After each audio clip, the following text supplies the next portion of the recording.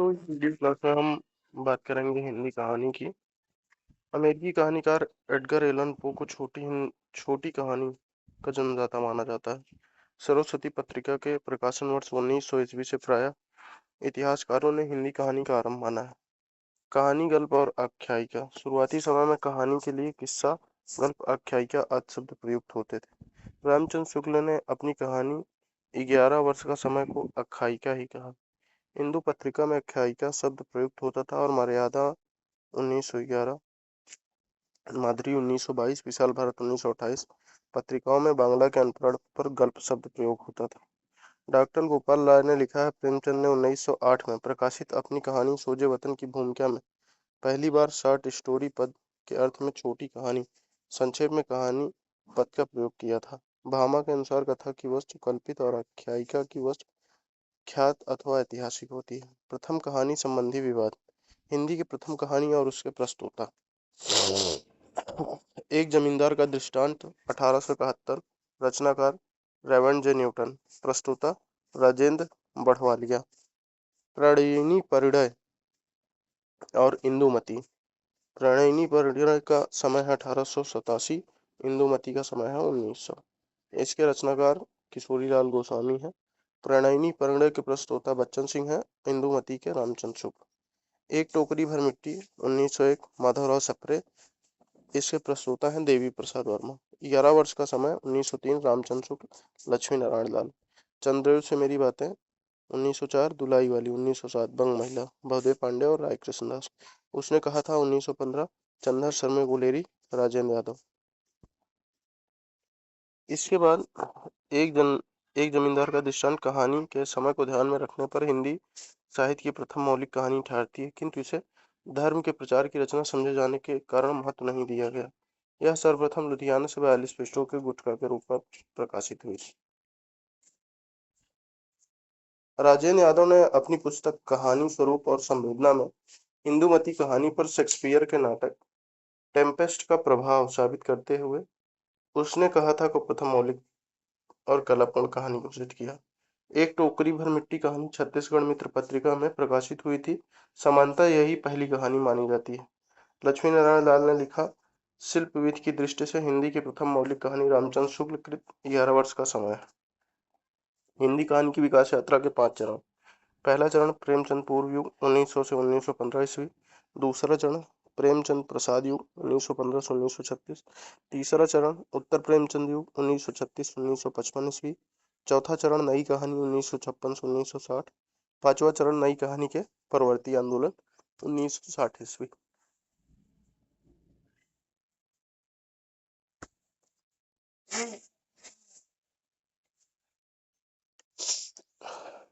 कहानी छोटे मुंह बड़ी बात करती है। नामवर सिंह का कथन।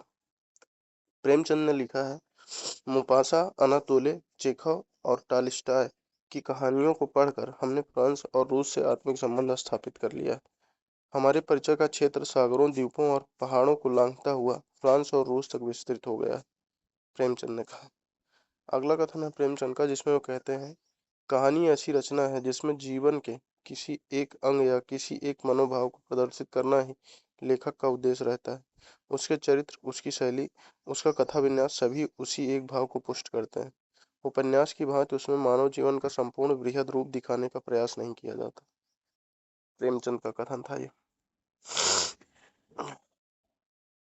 अब हम बात करेंगे प्रेमचंद पूर्व युग में कहानी और कहानीकारों की। तो सबसे पहले हम देखेंगे कि आचार्य शुक्ल द्वारा निर्दिष्ट आरंभिक कहानियां। इंदुमती और गुलबहार। इंदुमती 1900 ईस्वी में आई सरस्वती पत्रिका में। गुलबहार 1902 में आई, ये भी सरस्वती पत्रिका में छपी, किशोरीलाल गोस्वामी की। प्लेग की चुड़ैल भगवान दास ने लिखा 1902 में, सरस्वती पत्रिका। 11 वर्ष का समय रामचंद्र शुक्ल 1903, सरस्वती पत्रिका। पंडित और पंडितानी गिरजा दत्त वाजपेयी 1903, सरस्वती। दुलाई वाली बंग महिला 1907, सरस्वती। प्रेमचंद पूर्व युग के प्रमुख कहानीकार एवं उनकी कहानियां। कहानीकार राजेंद्र बाला घोष, बंग महिला। कहानियां चंदेव से मेरी बातें 1904, कुंभ में छोटी बहू 1906, दुलाई वाली 1907, दालिया 1909। केशव प्रसाद सिंह, आपत्तियों का पहाड़ 1900, चंद्रलोक की यात्रा 1900 ईस्वी।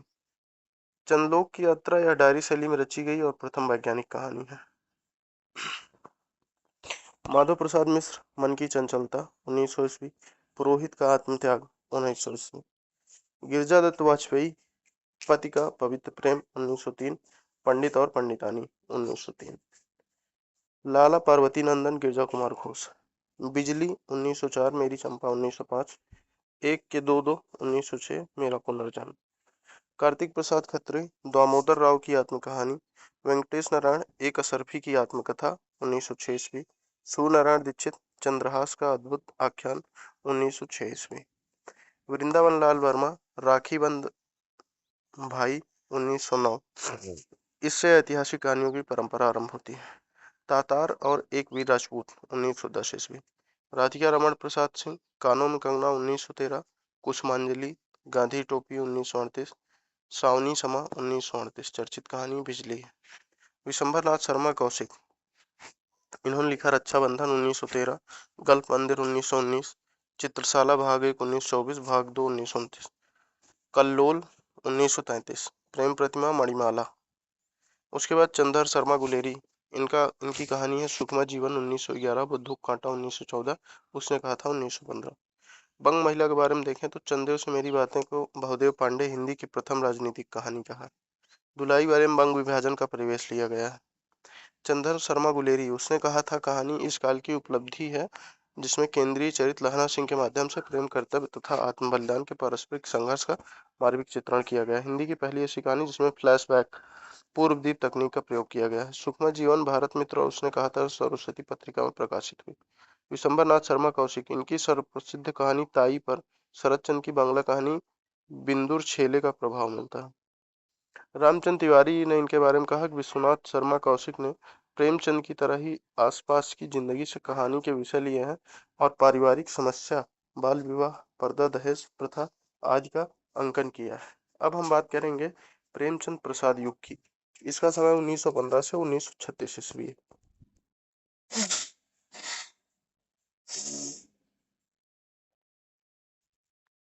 सॉरी।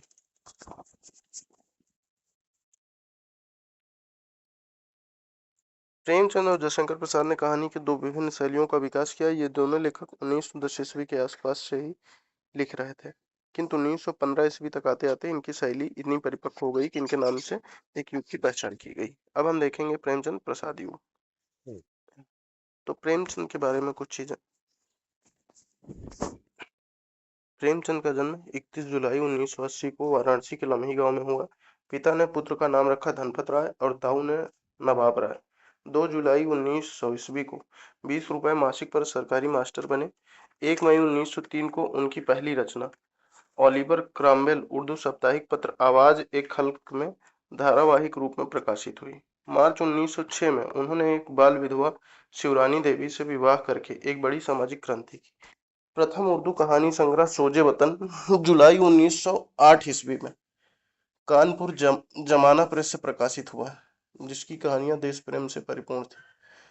कलेक्टर ने सेडिशन या राजद्रोह के आरोप में इनकी 700 बची प्रतियों को आग में जलवा दिया।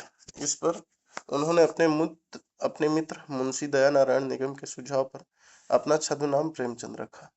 प्रेमचंद नाम से उनकी पहली कहानी बड़े घर की बेटी उर्दू मासिक पत्रिका जमाना के दिसंबर 1910 अंक में प्रकाशित हुई। उनकी पहली हिंदी कहानी सौत हिंदी की प्रसिद्ध पत्रिका सरस्वती के दिसंबर 1915 के अंक में तथा प्रथम हिंदी कहानी संग्रह सप्त सरोज जून 1917 में प्रकाशित हुई। बच्चन सिंह ने पंच परमेश्वर 1916 को उनकी पहली हिंदी कहानी माना। उन्होंने कुल 15 उपन्यास, 300 से कुछ अधिक कहानियां जो मानसरोवर के 8 खंडों में प्रकाशित हुई हैं, 3 नाटक, 10 अनुवाद, 10 बाल पुस्तकें तथा हजारों पृष्ठ के लेख, संपादकीय भाषण, भूमिका पत्र आदि की रचना की। लेकिन जो यश और प्रतिष्ठा उन्हें उपन्यास एवं कहानियों से प्राप्त हुई वह अन्य विधाओं से प्राप्त न हो सकी। यह स्थिति हिंदी व उर्दू भाषा दोनों में ही समान रूप से दिखाई देती। संदर्भ निर्मल वर्मा और कमल किशोर गोयनका द्वारा संपादित प्रेमचंद रचना संचयन, प्रकाशक साहित्य अकादमी से सभा उद्धृत। सामान्यतः इनकी प्रथम उर्दू कहानी संसार का सबसे अनमोल रत्न 1907 को माना जाता है, किंतु कुछ विद्वानों ने इसके इसके दुनिया व हुब्बे वतन 1908 को माना। ये दोनों कहानियां जमाना पत्रिका में प्रकाशित हुई थी। सोजे वतन में संकलित कहानियों के शीर्षक हैं दुनिया का सबसे अनमोल रतन, शेख मखमूर, यही मेरा वतन है, सांसारिक प्रेम और देश प्रेम, इसके दुनिया व हुब्बे वतन, सिल ए मातम, शोक का पुरस्कार। प्रसिद्ध बांग्ला साहित्यकार शरत चंद्र ने प्रेमचंद को कथा सम्राट की उपाधि दी थी। डॉक्टर रामविलास शर्मा ने अपनी प्रसिद्ध पुस्तक प्रेमचंद और उनका युग में कबीर के बाद प्रेमचंद को हिंदी का सबसे बड़ा व्यंगकार घोषित किया। सबसे उत्तम कहानी वह होती है जिसका आधार किसी मनोवैज्ञानिक सत्य पर होता है। प्रेमचंद प्रेमचंद के मुख्य कहानी संग्रह 1917 सप्त सरोज, 1917 नवनिधि, 1918 प्रेम पूर्णिमा, 1923 प्रेम पचीसी, 1924 प्रेम प्रसून, 1926 प्रेम द्वादशी, 1926 प्रेम प्रतिमा, 1928 प्रेम तीर्थ, 1929 पांच फूल, 1929 प्रेम प्रतिज्ञा, 1929 प्रेम चतुर्थी, 1930 प्रेम कुंज, 1930 सप्त सुमन, 1936 कफन। अब प्रेमचंद द्वारा रचित प्रमुख कहानियां। बड़े घर की बेटी 1910, नमक का दरोगा 1913, सौत 1915, पंच परमेश्वर 1916, सज्जनता का दंत 1916, ईश्वरी नाय 1917, दुर्गा का मंदिर 1917, बलिदान 1918, आत्माराम 1920, बूढ़ी काकी 1921, विचित्र होली 1921, गृहदाह 1922, परीक्षा 1923, आप बीती 1923, उद्धार 1924, सवा शेर गेहूं 1924, शतरंज के खिलाड़ी 1925, माता का हृदय 1925, कजाकी 1926, सुजान भगत 1927, मोटे राम जी शास्त्री 1928, मंत्र 1928, इस्तीफा 1928, अलगोजा 1929, पूस की रात 1930, समर यात्रा 1930, पत्नी से पति 1930, सदगति 1930, दो बैलों कथा 1931, तावान 1931, होली का उपहार 1931, ठाकुर का कुआं 1932, बेटों वाली विधवा 1932, ईदगाह 1933, गुल्ली डंडा 1933, दूध का दाम 1934, रियासत का दीवान 1934, नशा 1934, बड़े भाई साहब 1934, कफन 1936। निम्नलिखित कहानियां निम्न शैलियों में रचित है। वर्णनात्मक शैली रामलीला, बड़े भाई साहब, विद्रोह, नपोर संघ।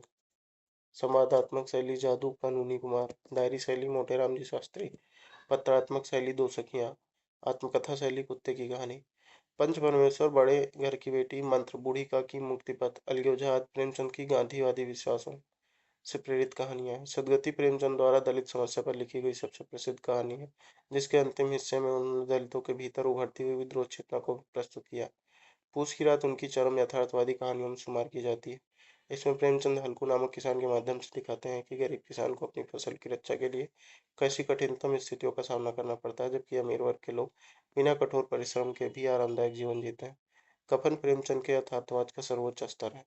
जयशंकर प्रसाद मूलतः छायावादी कवि हैं, किंतु उन्होंने हिंदी गद्य के क्षेत्र में नाटक उपन्यास के साथ साथ कहानी परंपरा के विकास में महत्वपूर्ण योगदान दिया है।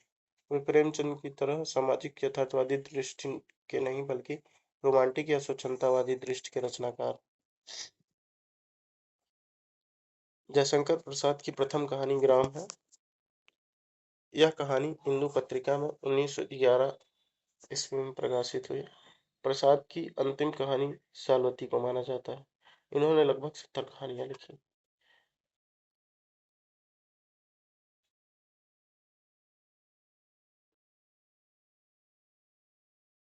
1912 ईस्वी में जयशंकर प्रसाद का प्रथम कहानी संग्रह छाया प्रकाशित हुआ। छाया हिंदी का भी प्रथम कहानी संग्रह। महत्वपूर्ण बात है कि जयशंकर प्रसाद की प्रथम कहानी ग्राम है। यह हिंदू पत्रिका में 1911 में प्रकाशित हुई। प्रसाद की अंतिम कहानी सालवती को माना जाता है। इन्होंने लगभग 70 कहानियां लिखी हैं। 1912 ईस्वी में जयशंकर प्रसाद का प्रथम कहानी संग्रह छाया प्रकाशित हुआ। छाया हिंदी का भी प्रथम कहानी संग्रह है। इसके बाद चक्रवर्ती का स्तंभ, खंडहर की लिपि, पत्थर की पुकार, उस पार का योगी, प्रतिमावत आधुनिक कहानी की तुलना में संस्कृत गद्य काव्य के निकट है। रसिया बालम, तानसेन, ग्राम आदि कहानियों पर बंगला शैली का प्रभाव पड़ा। राजेंद्र यादव ने लिखा है आकाशदीप पुरस्कार, व्रतभंग, देवव्रत, देवदासी, कला, मधुआ, आंधी, इंद्रजाल, सालवती इत्यादि कहानियां प्रायः व्यक्तिगत भावना और स्थापित नैतिकता का द्वंद्व सामने रखती हैं। वहाँ विकल्प भावना और कर्तव्य का है। कभी यह कर्तव्य राष्ट्र प्रेम, कभी मान मर्यादा और कभी पारिवारिक शत्रुता के निर्वाह का। इस द्वंद्व में छटपटाती और कर्तव्य की ओर झुकती हुई नायिका मनोविज्ञान की भाषा में एम्बिवैलेंसी नामक मानसिक स्थिति की शिकार होती है, जिसमें एक ही व्यक्ति या वस्तु के प्रति प्यार और घृणा की समान तीव्र भावना होती है। अतिरिक्त रोमानी वातावरण और कल्पित कथानकों के बावजूद प्रसाद हिंदी के पहले सफल कहानीकार राजेंद्र यादव। राजेंद्र यादव का कथन है कि अतिरिक्त रोमानी वातावरण और कल्पित कथानकों के बावजूद प्रसाद हिंदी के पहले सफल कहानीकार। जयशंकर प्रसाद की कहानी संग्रह एवं प्रमुख कहानियां। इनका कहानी संग्रह छाया 1912 ईस्वी में आया, प्रतिध्वनि 1926 में आई, आकाशदीप 1928 में आया, आधी 1931 में आया, इंद्रजाल 1936 में आया। प्रमुख कहानियां हैं इनकी मधुआ, ममता, नूरी, बिसाती, घेसू, चूड़ी वाला छोटा जादूगर, आग, चंदा, गुलाम, रसिया बालम, पत्थर की पुकार, उस पार का योगी, खंडहर की लिपि, स्वर्ग के खंडहर में। अगर हम प्रसाद की महत्वपूर्ण कहानियां एवं उनके वर्ड विषयों की बात करें तो ग्राम कहानी प्रथम कहानी 1911 ईस्वी में इंदु पत्रिका में प्रकाशित हुई। देवरथ, देव देवदासी, देवरथ विराम चिन्ह धार्मिक स्थलों पर छूत के निषेध की समस्या का चित्रण करता है। विराम चिन्ह देवरथ बौद्ध धर्म की शाखा व ज्ञान की कुरूपता का चित्रण करता है। देवदासी देवदासियों की व्यथा और धार्मिक दुष्चक्र का चित्रण करता है। संदेश की बात करें तो दाम्पत्य प्रेम के आदर्श रूप का चित्रण। बंजारा पुलिस का अत्याचार चित्रण, पैसे के महत्व प्रतिपादित करती है। यथार्थवादी कहानी मधुआ, आकाशदीप पुरस्कार। इन दोनों कहानियों में कर्तव्य, राष्ट्र और विश्व कल्याण और वैयक्तिक प्रेम के अंतर्द्वंद में कर्तव्य के आगे प्रेम के त्याग का आदर्श स्थापित किया गया। गुंडा ईस्ट इंडिया कंपनी द्वारा शासित भारत का परिवेश है। प्रेमचंद युग के कुछ अन्य महत्वपूर्ण कहानीकार एवं उनकी रचनाएं।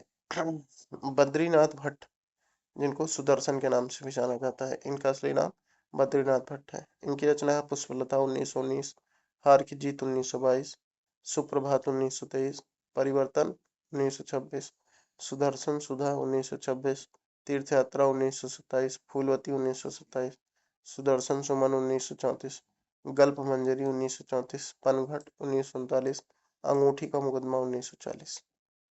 पांडे बेचन शर्मा उग्र की कहानी है चिंगारियां 1923, शैतान मंडली 1924, इंद्रधनुष 1927, बलात्कार 1927, चॉकलेट 1928, दोजक की आग 1929, निर्लज्जा 1939, क्रांतिकारी कहानियां 1939, रेशमी 1942, पंजाब की महारानी 1943, जब सारा आलम सोता है 1951।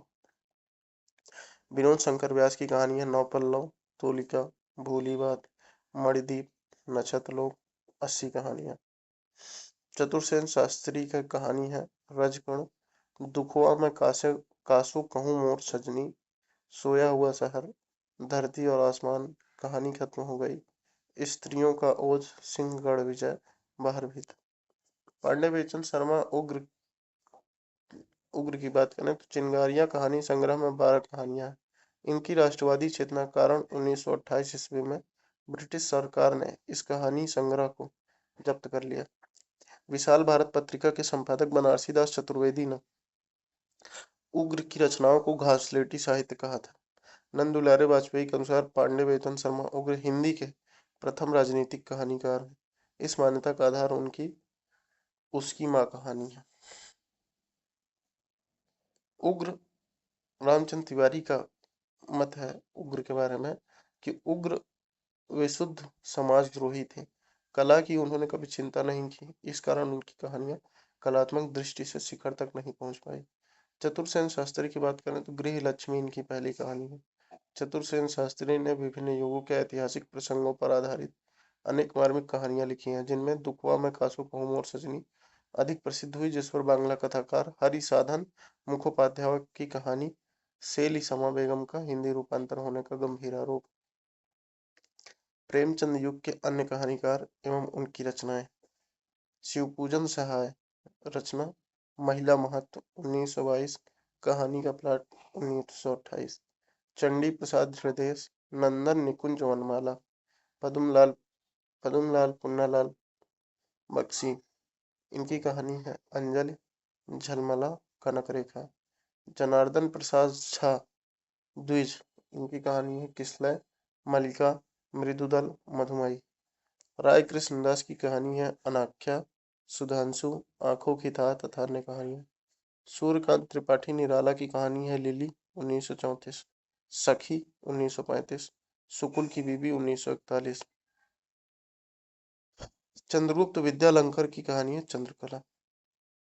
निराला की कहानी सखी जो 1935 में आई थी, 1945 ईस्वी में चतुरी चमार नाम से प्रकाशित हुई। मैथिली शरण गुप्त ने 2 पद्यबद्ध कहानियां लिखी, नकली किला और 99 का फेर। सुमित्रानंदन पंत ने पानवाला कहानी लिखी थी। अब हम बात करेंगे प्रेमचंदोत्तर युग की। तो प्रेमचंद युग में मोटे तौर पर कहानी की 2 धाराएं दिखाई पड़ती हैं, सामाजिक यथार्थवादी और व्यक्तिवादी।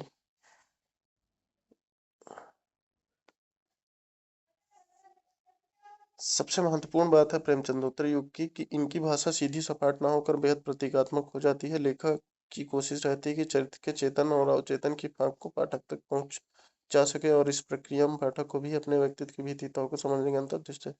भगवती चरण वर्मा, भगवती प्रसाद वाजपेयी, राहुल सांकृत्यायन, उपेंद्र नाथ, विष्णु प्रभाकर, अमृतलाल नागर, रंगे राघव, अमृत राय और चंद्रकिरण सोनरेखा इस युग की 2 प्रमुख धाराओं के साथ साथ चलने वाले कहानीकार हैं। इसमें से राहुल सांकृत्यायन, अमृतलाल नागर, रंगे राघव और अमृत राय पर मार्क्सवाद प्रगतिवादी आंदोलन का प्रत्यक्ष प्रभाव दिखाई देता है। प्रेमचंदोत्तर युग के प्रमुख कहानीकार एवं उनकी कहानियां। राहुल सांकृत्यायन, सतमी के बच्चे 1935, वोल्गा से गंगा 1944, इलाचंद जोशी, धूप रेखा 1938, दिवाली की होली 1942, रोमांटिक छाया 1943, आहुति 1945, खंडहर की आत्माएं 1948, डायरी के नीरस पृष्ठ 1951, कटीले फूल लजीले कांटे 1957, भगवती चरण वर्मा, 2 बांके 1936, इंस्टॉलमेंट 1936, मुगलों ने सल्तनत बख्श दी, मोर्चाबंदी। फिर यशपाल आए। यशपाल का कहानी है पिंजरे की उड़ान 1939, ज्ञानदान 1943, अभिशप्त 1943, तर्क का तूफान, भस्मावृत चिंगारी, वो दुनिया, फूलों का कुर्ता 1949 ईस्वी, धर्मयुद्ध, उत्तराधिकारी, चित्र का शीर्षक, तुमने क्यों कहा था मैं सुंदर हूँ 1954, उत्तमी की माँ, सच बोलने की भूल, खच्चर और आदमी, भूख के 3 दिन। फिर आते हैं जैनेन्द्र कुमार, जिनकी पहली कहानी फोटोग्राफी है, लेकिन ये अपनी पहली कहानी खेल को मानते हैं। इनकी कहानी है फांसी, वातायन, नीलम देश की राजकन्या, एक रात, 2 चिड़िया, पाजेब, ध्रुव यात्रा और जयसंधि। फिर आते हैं अज्ञे। इनकी कहानियां हैं विपथगा, परंपरा, कोठरी की बात, अमर वल्लरी, शरणार्थी, जयदोल, ये तेरे प्रतिरूप। उपेंद्र नाथ हस्क की कहानियां हैं पिजड़ा, अंकुर, निशानियां, दो धार, छींटे, काले साहब, जुदाई की शाम का गीत, बैगन का पौधा, कहानी लेखिका और झेलम के साथ पुल, पलंग, आकाशचारी, उबाल और अन्य कहानियां। फिर आते हैं विष्णु प्रभाकर। इनकी कहानी है आदि और अंत, रहमान का बेटा, जिंदगी के थपड़े, सांचे और कला, धरती अब भी घूम रही है, पुल टूटने से पहले, मेरा वतन, खिलौने, एक और पुंती, जिंदगी एक रिहर्सल है, आसमान के नीचे कर्फ्यू और आदमी, आखिर क्यों, मैं नारी हूँ, जीवन का एक और नाम, ईश्वर का चेहरा। फिर आते हैं अमृतलाल नागर। इनकी कहानी है एक दिल हजार अफसाने। सॉरी। फिर अमृत राय। इनकी कहानी है जीवन के पहलू, तिरंगा, कफन, इतिहास। फिर रंगे राघव।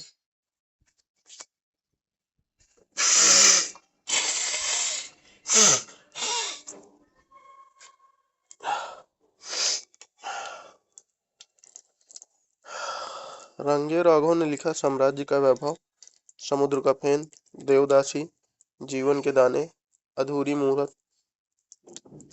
अंगारे ना बुझे, इंसान पैदा हुआ। द्विजेंद्र नाथ मिश्र निर्गुण ने लिखा टीला, कच्चा धागा, छोटा डॉक्टर। भगवती प्रसाद वाजपेयी ने लिखा मधुपर्क, दीपमालिका, पुष्यकारिणी, हिलोर, ज्वार भाटा, कला की दृष्टि, उपहार, अंगारे, उतार चढ़ाव, खाली बोतल, मेरे सपने। चंद्र किरण सोनरेखा ने लिखा आदमखोर।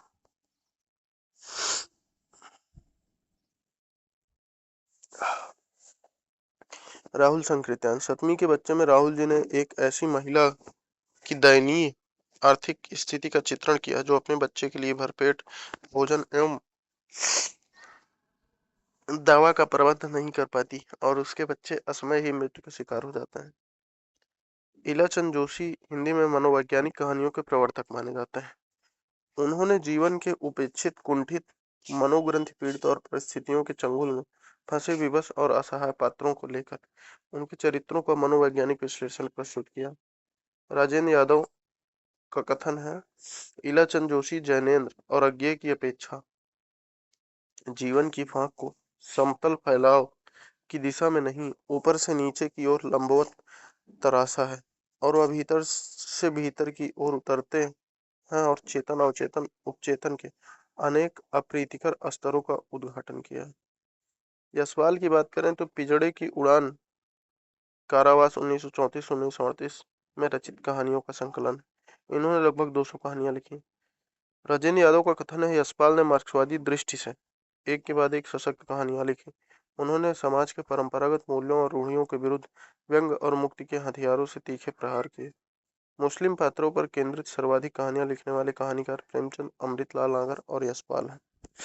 जैनैन की बात करें तो व्यक्ति को महत्व देने वाले जैनैन पर फ्रायड के साथ साथ गांधी और भारतीय दर्शन का प्रभाव भी साफ नजर आता है। उन्होंने अपनी कहानियों में मानव मन की सूक्ष्म परतों का उद्घाटन किया। लक्ष्मी नारायण लाल ने इनके बारे में लिखा है कि जैनेन्द्र मानव जीवन दर्शन के सबसे बड़े कहानीकार हैं। मधुरेश लिखते हैं, जैनेन्द्र ने प्रेमचंद से भिन्न स्त्री पुरुष संबंध का जो क्षेत्र अपने लिए चुना, उसके कारण वे शुरू से ही एक विवादास्पद लेखक माने जाते हैं। जैनेन्द्र ने प्रेम में उत्सर्ग की भावना को किसी कदर कम करके प्रसाद और गुलेरी से भिन्न कहानी को सामान्य जीवन के निकट लाने की कोशिश की। जैनेन्द्र ने फोटोग्राफी को अपनी पहली कहानी माना है, जबकि उनकी पहली कहानी खेल को माना जाता है, जो विशाल भारत में 1928 में प्रकाशित हुई थी। स्पर्धा कहानी इटली के विदेशी परिवेश एवं विदेशी पात्रों के बावजूद क्रांति और अहिंसा की बहस को केंद्र में रखती है। पुलिस अधिकारी की बेटी जुलेखा और क्रांतिकारी शमशेर की प्रेम कहानी फांसी है। दो चिड़िया बाहुबली, लाल सरोवर, नीलम देश की राजकन्या और तत्सत इनकी प्रतीकात्मक कहानियां हैं। अपनी प्रतीकात्मक कहानियों के विषय में इन्होंने कहा, इन कहानियों में भाव प्रधान है, यथार्थ अप्रधान, बाह्य गौड़ है, अंतर्मुख, दृश्य जगत आनुषंगिक है, अदृश्य आत्मा लक्ष्य है। माधुरेश ने इनकी ऐसी कहानियों को प्रतीकात्मक कथाओं के बजाय नीति कथाएं कहा। मधुरेश लिखते हैं कि जैनेन्द्र और यशपाल दोनों ही विचारों से अपनी कहानियां बुनते हैं। नई कहानी के लेखकों ने विचार की इस सत्ता को एक ऐसा पठार की तरह देखा जो लेखक और वास्तविक जीवन के बीच अवरोध पैदा करता है। लेकिन इन दोनों ही लेखकों की कहानी में विचार के उपयोग की प्रक्रिया एक सी नहीं है। जैनेन्द्र कहानी में जीवन की वास्तविकता का वह जैसा है तिरस्कार करके आगे बढ़ते हैं। जैनेन्द्र वास्तविक और यथार्थ जीवन की अपेक्षा अवास्तविक और अमूर्त में गहरी अभिरुचि रखते हैं। इसी के परिणाम स्वरूप वे क्रमशः वास्तविक जीवन से दूर हो जाते हैं। अज्ञेय की बात करें तो इनकी कहानियां सूक्ष्म, विश्लेषणात्मक और वैचारिक परिपक्वता की कहानियां हैं।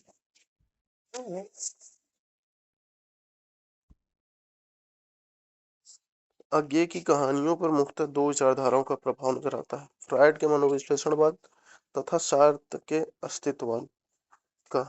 इन दोनों विचारधाराओं से प्रभावित होने के कारण इनकी कहानियों में व्यक्ति के व्यक्तित्व तथा उसके मानसिक पक्षों को केंद्रीय महत्व प्राप्त हुआ। अधिकांश कहानियों का मूल स्वर व्यक्ति के अंतर्मन की खोज है। शहरीकरण, मध्य वर्ग के विस्तार आदि के कारण किस प्रकार व्यक्ति यांत्रिक जीवन का शिकार हो जाता है। अज्ञेय की कहानियों में पर्याप्त वैविध्य मिलता है। उदाहरणार्थ जयदोल तथा पठार का धीरज जैसी कहानियों में फ्रायड से प्रभावित रोमांस और यौन चेतना के चित्र दिखते हैं। मेजर चौधरी की वापसी जैसी कहानियों में व्यक्ति के अंतर्मन का सूक्ष्म विश्लेषण, परंपरा संग्रह की कहानियों में मध्य वर्ग के सामाजिक पक्षों का चित्रण है। पुलिस की सीटी जैसी कहानियों में क्रांतिकारी राष्ट्रवादियों को विषय बनाया गया। क्रांति के समर्थन में लिखी गई कहानियों में हारिती, अकलंक, द्रोही, विपथगा आदि कहानियां भी महत्वपूर्ण है। इनमें बड़े आवेगपूर्ण ढंग से क्रांति के लिए मर मिटने वाले लोगों को अंकित किया गया। अपने रोमानी रुझान के कारण अज्ञेय का मन सबसे अधिक स्त्री और प्रेम संबंधों के अंकन में रमता है। इस दृष्टि से अमर वल्लरी और हरसिंगार कहानियां उल्लेखनीय। अज्ञेय की कुछ कहानियां ऐसी हैं जिनमें मानवीय प्रगतिशील तत्वों के स्वीकार का आग्रह देखा जा सकता है। इस संदर्भ में जीजी विसा और चिड़ियाघर जैसी कहानियां महत्वपूर्ण है। अज्ञेय की शुरुआती दौर की कहानियां स्वच्छंदतावादी प्रवृत्ति से लैस हैं, किंतु गैंग्रीन और पठार का धीरज आदि कहानियां रोमांस से मुक्त नए यथार्थ पर आधारित है। रोज बाद में यह कहानी गैंग्रीन नाम से प्रकाशित हुई। कहानी को नई कहानी की पूर्व पीठिका भी कहते हैं। नागार्जुन की बात करें तो नागार्जुन मूलतः प्रगतिवादी कवि हैं। काव्य रचना के साथ साथ उन्होंने कुछ कहानियां भी लिखी। उनके द्वारा लिखित सामाजिक यथार्थ पर केंद्रित कहानियों में असमर्थ दाता, भूख पर मर गई थी, विषम ज्वर, काया पलट तथा हीरक जयंती आदि प्रमुख कहानियां। उपेंद्र नाथ अश्क प्रारंभ में उर्दू में कहानियां लिखते थे, बाद में हिंदी में लिखना प्रारंभ किया। उपेंद्र नाथ अश्क ने कहा है कि अपने शुरू के जीवन में प्रेमचंद को पढ़ा, इससे इनसे प्रभाव ग्रहण किया। प्रसाद को मैंने तब पढ़ा जब प्रेमचंद का प्रभाव कहीं गहरे बैठ गया था। इन्होंने प्रायः सामाजिक कुरूपताओं और कुरीतियों पर व्यंग्यात्मक प्रहार किए हैं। साथ ही पलंग, बेबसी, झाग तथा ठहराव जैसे व्यक्तिगत कुंठाओं की कहानियां भी लिखी हैं। जिंदगी के अनेक प्रश्नों को व्यक्त करते हुए भी प्रगतिशील जीवनधारा के समर्थक हैं। रामचंद्र तिवारी ने इनके बारे में लिखा। फिर रंगे राघव की बात की जाए तो रंगे राघव की कहानियों के दो पक्ष हैं, यथार्थवादी सामाजिक प्रगतिवादी विचारधारा और स्त्री पुरुष संबंध को का नया दृष्टिकोण से विश्लेषण। बंगाल का अकाल, देश विभाजन, सांप्रदायिक विद्वेष, मजदूरों की देशव्यापी हड़तालें, गोलीकांड, बेरोजगारी और भूखमरी, इन सारी चीजों को मिलाकर ही उनकी कहानियों का संसार बना है।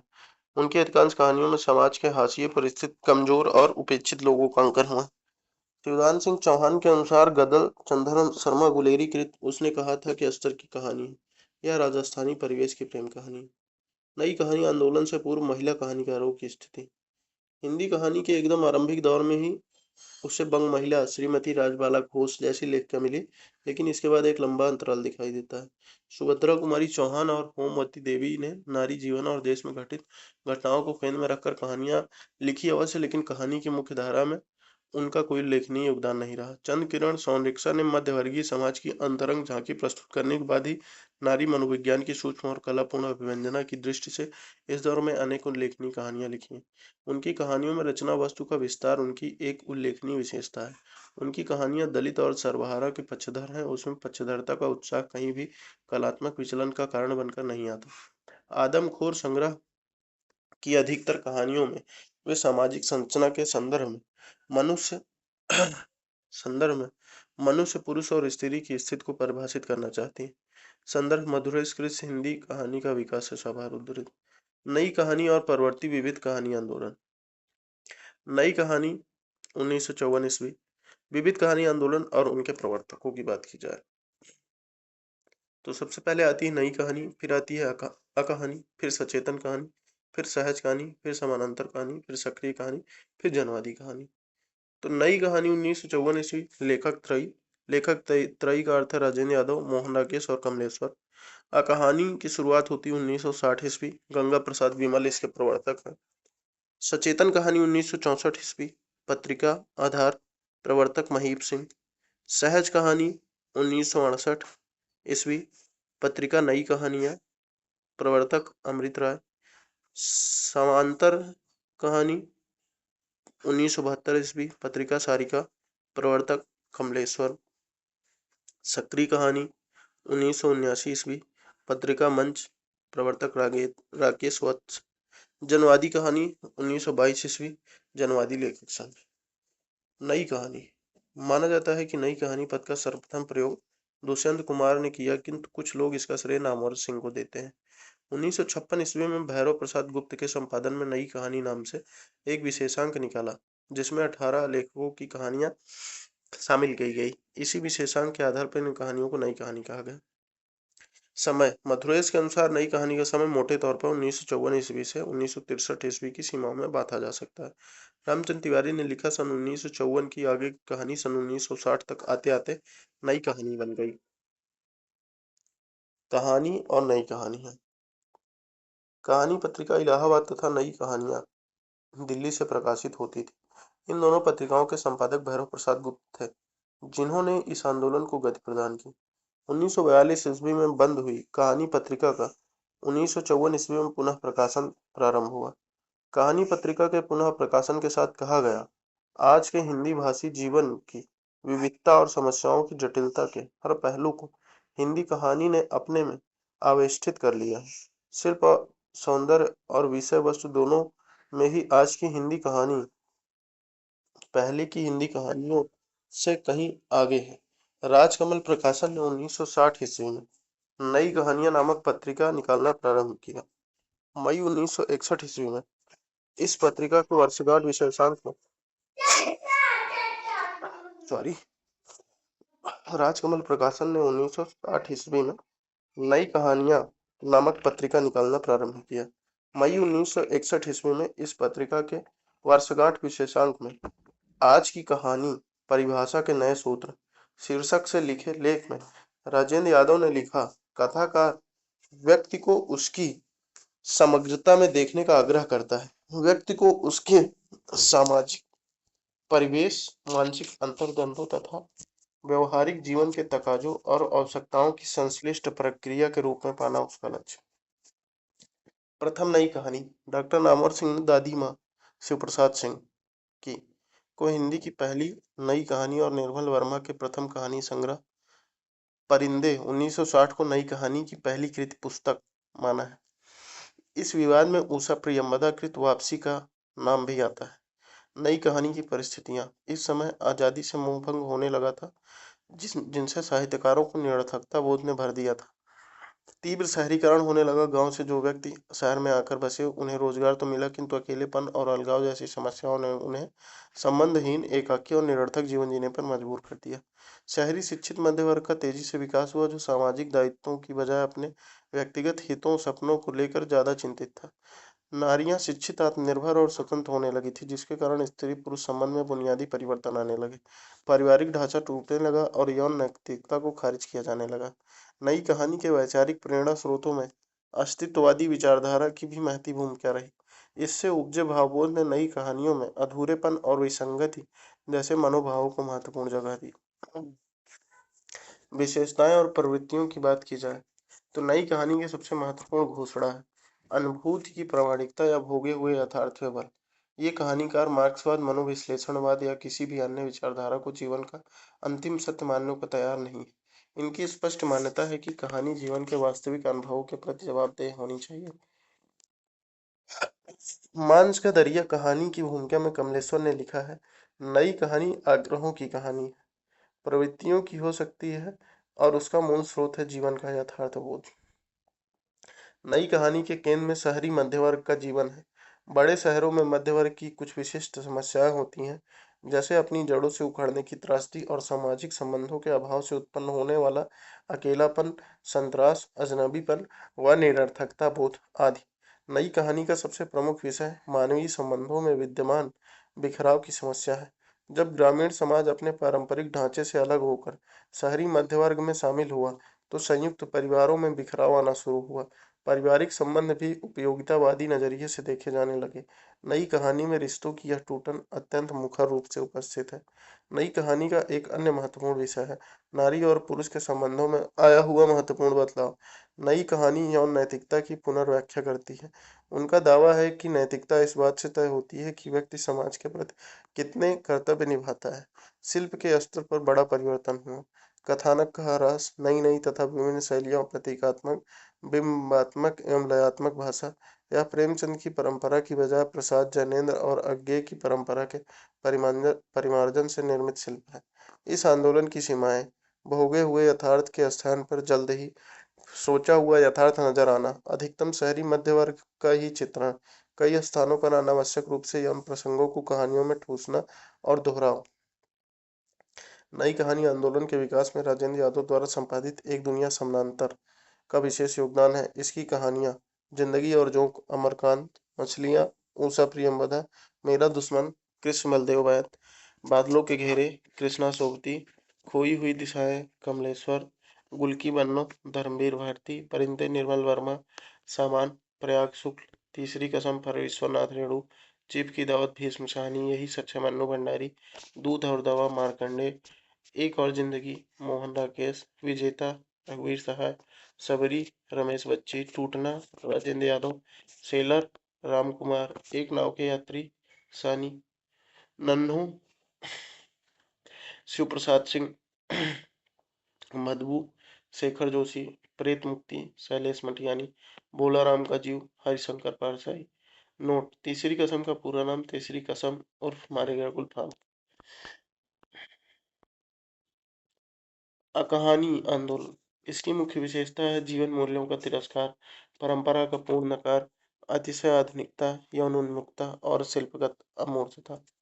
गंगा प्रसाद बिमल का मत है, अकहानी कथा के स्वीकृत आधारों का विशेष तथा किसी भी तरह के मूल्य स्थापना का अस्वीकार। रजनीश कुमार ने लिखा है कि साठोत्तरी कहानी को डॉक्टर गंगा प्रसाद विमल ने पहले तो समकालीन कहानी के नाम से पुकारा, किंतु शीघ्र ही उन्होंने समकालीन कहानी के स्थान पर अकहानी की व्याख्या प्रारंभ कर दी और 1960 के बाद हिंदी कहानी के क्षितिज पर अकहानी एक आंदोलन के रूप में उगाई। कुछ लोग अकहानी को नई कहानी के विकास के रूप में देखते हैं। एक और शुरुआत कहानी के आधार पर नामवर सिंह ने अकहानी आंदोलन का प्रवर्तक निर्मल वर्मा को माना है। सचेतन कहानी की बात करें तो इसमें माना गया कि नई कहानी तथा कहानी के दौर की कहानियां संतरास और निरर्थकता बोध को इतना ज्यादा दिखाती हैं कि जीवन जीने की इच्छा खत्म होने लगती है। सचेतन कहानी संघर्ष और जागरूकता का समर्थन करती है। महीप सिंह लिखते हैं कि सचेतन एक दृष्टि है, वह दृष्टि जिसमें जीवन जिया भी जाता है और जाना भी जाता है। सहज कहानी की बात करें तो इस आंदोलन के प्रवर्तक अमृत राय थे। हालांकि उन्होंने कहा है कि यह कोई आंदोलन नहीं है।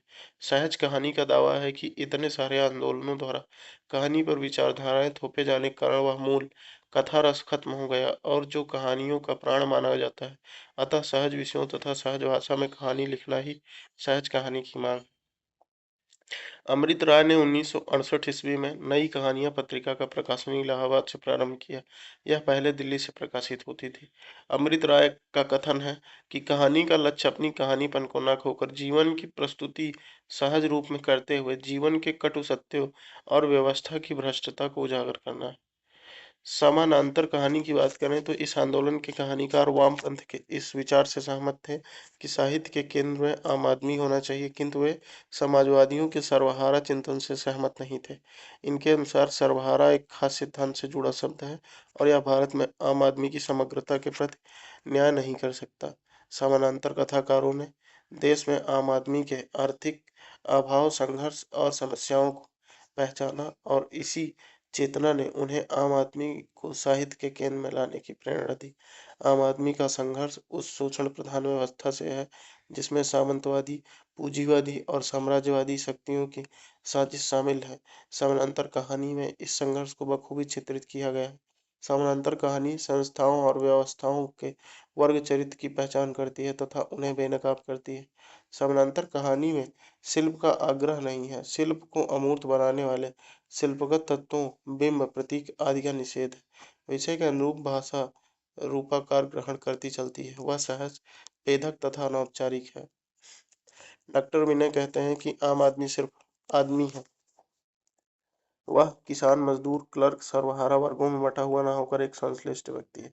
डॉक्टर विनय मधुरेश लिखते हैं कि मध्यकालीन कवियों की तरह कमलेश्वर का यह आम आदमी भी एक निर्गुण, अमूर्त, निराकार और रूपहीन तत्व है जिसे आसानी से देख और पहचान पाना असंभव।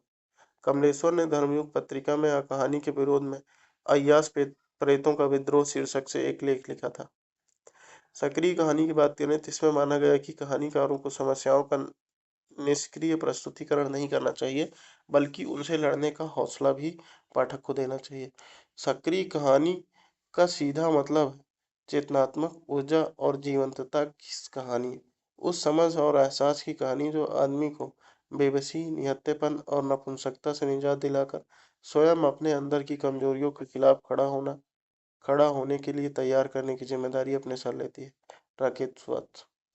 सक्रिय कहानी की अवधारणा में जनवादी कहानी और समानांतर कहानी की अवधारणा को शामिल किया गया। जनवादी कहानी की बात करें तो सन 1977 ईस्वी में दिल्ली विश्वविद्यालय में जनवादी विचार मंच की स्थापना हुई। जनवादी लेखक मंच का प्रथम राष्ट्रीय अधिवेशन फरवरी 1982 ईस्वी में दिल्ली में हुआ था। इसी समय से कहानी रचना के क्षेत्र में जनवादी आंदोलन सक्रिय और गतिशील हुआ। यह आंदोलन स्वयं को प्रेमचंद की कहानी परंपरा के विकास रूप में देखता है। यह कहानी सर्वहारा पर किए जा रहे शोषण के विरुद्ध संघर्ष पर सर्वाधिक बल देती है और किसान मजदूर आज के संघर्ष को सूक्ष्मता एवं सजगता से उभारती है। कफन और पूछ की रात से जनवादी लेखन परंपरा का प्रारंभ माना जाता है। इसके बाद रामचंद्र तिवारी ने जनवादी कहानी की परंपरा के विकास में इन कहानियों को माना है। पर्दा, यशपाल, गदर, लांगे राघव, हड़ताल, भैरव प्रसाद गुप्त, हंसा जाई अकेला, मार्कंडे, चीफ की दावत, भीष्म साहनी, दोपहर का भोजन, अमरकांत, बोझ, शेखर जोशी। आलोचकों के अनुसार कहानीकारों का आंदोलनगत वर्गीकरण। रामचंद्र तिवारी के अनुसार नई कहानी में मोहन राकेश, राजेंद्र यादव, निर्मल वर्मा, शेखर जोशी। मधुरेश के अनुसार मोहन राकेश, राजेंद्र यादव, कमलेश्वर। कहानी गंगा प्रसाद विमल ये लोग थे। सचेतन कहानी मधुकर सिंह, कमल जोशी, योगेश गुप्त। समानांतर कहानी अरविंद सिन्हा, इब्राहिम शरीफ, कामतानाथ, जितेंद्र भाटिया। जनवादी कहानी में रमेश उपाध्याय, रमेश बटरा, हेतु भारद्वाज, नमिता सिंह, असगर वजाहत ये लोग थे। और अब हम बात करेंगे स्वतंत्रोत्तर विविध कहानी आंदोलनों के प्रमुख रचना और रचनाकारों की। तो भीष्म साहनी, इनका जन्म 1915 में हुआ तथा मृत्यु 2003 में हुई। इनकी कहानी है भाग्य रेखा, पहला पाठ, भटकती राख, पटरियां, वांगचू, शोभा यात्रा, निशाचर, पाली तथा डायन। फिर आते हैं मुक्तिबोध, इनका जन्म 1917 में हुआ, मृत्यु 1964 में हुई। काठ का सपना, सतह से उठता आदमी। फिर भैरव प्रसाद गुप्त, इनकी कहानी है मोहब्बत की राहें, फरिश्ता, बिगड़े हुए दिमाग, इंसान, सितार का तार, बलिदान की कहानियां, मंजिल, महफिल, सपने का अंत, आंखों का सवाल, मंगली की टुकली, आप क्या कर रहे हैं। फिर आते हैं फणीश्वरनाथ रेणु, इनका जन्म 1921 में, मृत्यु 1977 में हुई। इनकी कहानी है ठुमरी, आदिम रात्रि की महक, अग्निखोर, एक श्रावणी दोपहर की धूप, अच्छे आदमी। फिर आते हैं हरिशंकर परसाई, इनकी कहानी है दो नाक वाले लोग, हंसते हैं रोते हैं, भोला राम का जीव। रामनरस मिश्र की कहानी है खाली घर, एक वह दिनचर्या, सर्पदंश, वसंत का एक दिन, अपने लिए, आज का दिन भी, एक कहानी लगातार, फिर कब आएंगे, विदूषक, स्वप्न भंग। इसके बाद आते हैं अमरकांत, इनकी कहानी है जिंदगी और जोंक, देश के लोग, मौत का नगर, मित्र मिलन तथा अन्य कहानियां, कुहासा। फिर आते हैं मोहन राकेश का जन्म 1925 में, मृत्यु 1972 में हुई। इनकी कहानी इंसान के खड़हर, नए बादल, जानवर और जानवर, एक और जिंदगी, फौलाद का आकाश। कृष्णा सोबती की कहानी है बादलों के घेरे। धर्मवीर भारती ने लिखा मुर्दों का गांव, स्वर्ग और पृथ्वी, चांद और टूटे हुए लोग, बंद गली का आखिरी मकान। कृष्ण बलदेव वैद की कहानी है। आगे की क्लास हम अगले वीडियो में करते हैं।